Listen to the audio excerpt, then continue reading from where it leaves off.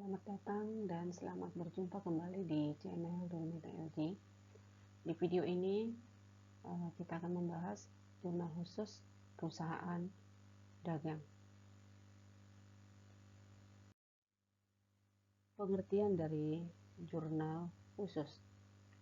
Jurnal khusus adalah jurnal yang dibuat untuk mencatat transaksi yang sejenis atau transaksi yang sama dan terjadi secara berulang-ulang atau sering terjadi. Jenis-jenis daripada jurnal khusus tersebut antara lain ada 4. Yang pertama, jurnal khusus pembelian. Jurnal khusus pembelian digunakan untuk mencatat transaksi pembelian barang dagang dan aktiva lain secara kredit. Nah, berarti di sini transaksinya adalah transaksi pembeliannya secara kredit. Berlaku untuk pembelian barang dagang maupun aktiva yang lain. Contoh aktiva yang lain di sini misalnya perlengkapan, peralatan, kendaraan, dan sebagainya. Jadi transaksi yang secara kredit itu, transaksi pembelian secara kredit dicatat dalam jurnal khusus pembelian. Kemudian jurnal khusus yang kedua adalah jurnal khusus pengeluaran kas. Jurnal ini digunakan untuk mencatat transaksi pengeluaran uang tunai atau transaksi yang mengakibatkan berkurangnya kas perusahaan. Contoh transaksinya antara lain adalah pembelian tunai. Nah, kalau perusahaan membeli secara tunai, otomatis langsung mengurangi kas atau mempengaruhi kas. Kemudian yang kedua, pelunasan utang dagang. Nah, jika perusahaan membayar utang dagang kepada pihak lain, kas perusahaan pasti berkurang. Kemudian pengambilan prive, membayar beban.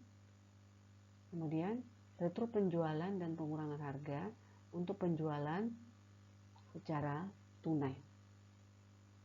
Yang ketiga, jurnal khusus penjualan.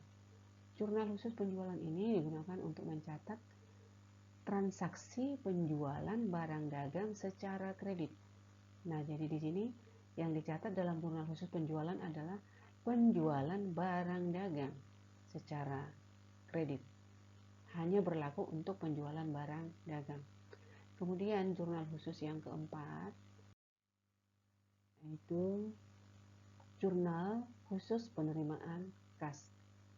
Jurnal khusus penerimaan kas ini digunakan untuk mencatat penerimaan uang tunai atau yang mengakibatkan bertambahnya kas.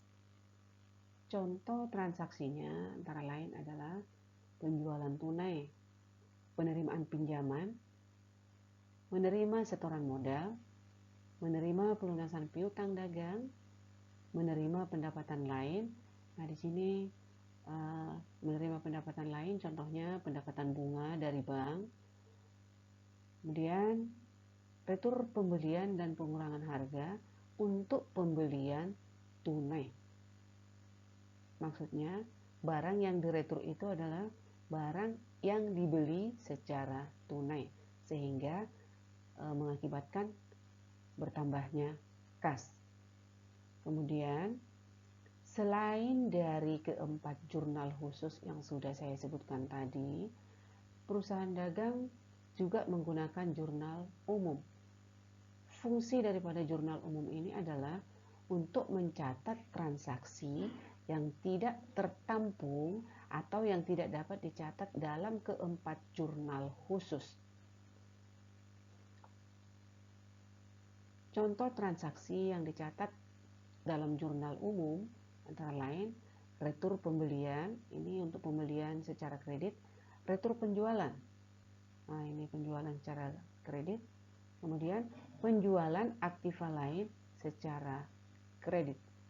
Nah, demikianlah jenis-jenis daripada jurnal khusus yang digunakan dalam perusahaan dagang.